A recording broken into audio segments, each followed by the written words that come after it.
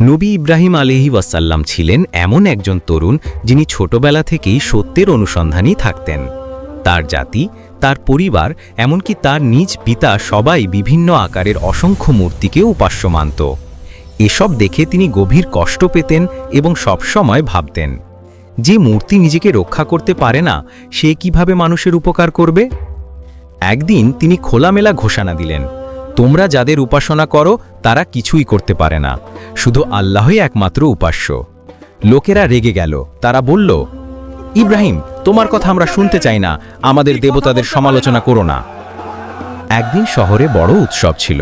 সবাই শহরের বাইরে ঘাটে তীরে উৎসবে যোগ দিতে বেরিয়ে গেল। মন্দিরে অসংখ্য মূর্তি সাজানো ছিল, খাবার ও নৈবেদ্য সহ। পুরো মন্দির ফাঁকা হয়ে গেল। ইব্রাহিম আলাইহি ওয়াসাল্লাম হাতে একটি শক্ত কুঠার নিলেন। তিনি মন্দিরে ঢুকে একে একে সব ছোট বড় মূর্তি ভেঙে চূর্ণ বিচূর্ণ করে ফেললেন। শুধু একটি বড় মূর্তি অক্ষত রেখে সেই বড় মূর্তির গলায় কুঠারটি ঝুলিয়ে দিলেন। উৎসব শেষে লোকেরা ফিরে এসে দেখল সব মূর্তি ভাঙা। চোখ রাগে লাল হয়ে গেল তাদের। তারা বলল, এ কাজ ইব্রাহিম ছাড়া আর কেউ করতে পারে না। ইব্রাহিম আলাইহি ওয়াসাল্লামকে ডেকে আনা হলো।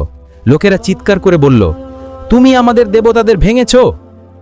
আমি নয়, ওই যে বড় মূর্তিটা দাঁড়িয়ে আছে, ওর গলায় তো কুঠার, তোমরা তাকে জিজ্ঞেস করো। সবাই স্তব্ধ। তারা জানে মূর্তি তো কথা বলতে পারে না, নড়তেও পারে না। লোকেরা একে অন্যর দিকে তাকাতে লাগল। সত্য তাদের সামনে স্পষ্ট হয়ে গেল। নিজের মুখে তারাই বলল, মূর্তি তো কথা বলতে পারে না। ইব্রাহিম আলাইহি ওয়াসাল্লাম সঙ্গে সঙ্গে বললেন, যাদের কথা বলার শক্তি নেই, যারা নিজেদের রক্ষা করতে পারে না, তোমরা তাদেরই উপাসনা করো।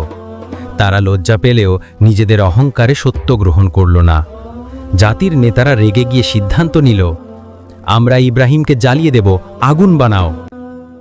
এক বিশাল অগ্নিকুণ্ড তৈরি করা হলো, এত বড় যে পাখি উড়ে গেলে পুড়ে পড়ে যেত।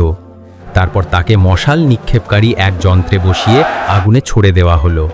যখন ইব্রাহিম আলাইহি ওয়াসাল্লামকে আগুনে ফেলা হলো, তখন আল্লাহ আদেশ করলেন, হে আগুন, তুমি ইব্রাহিমের জন্য শীতল ও নিরাপদ হয়ে যাও। অলৌকিকভাবে আগুন ফুলের মতো শীতল হয়ে গেল। ইব্রাহিম আলাইহি ওয়াসাল্লামের গায়ে একটি চুলও দগ্ধ হলো না। লোকেরা বিস্ময়ে চুপ হয়ে গেল। আল্লাহ সত্যকে বিজয়ী করলেন আর মিথ্যাকে লাঞ্ছিত করলেন।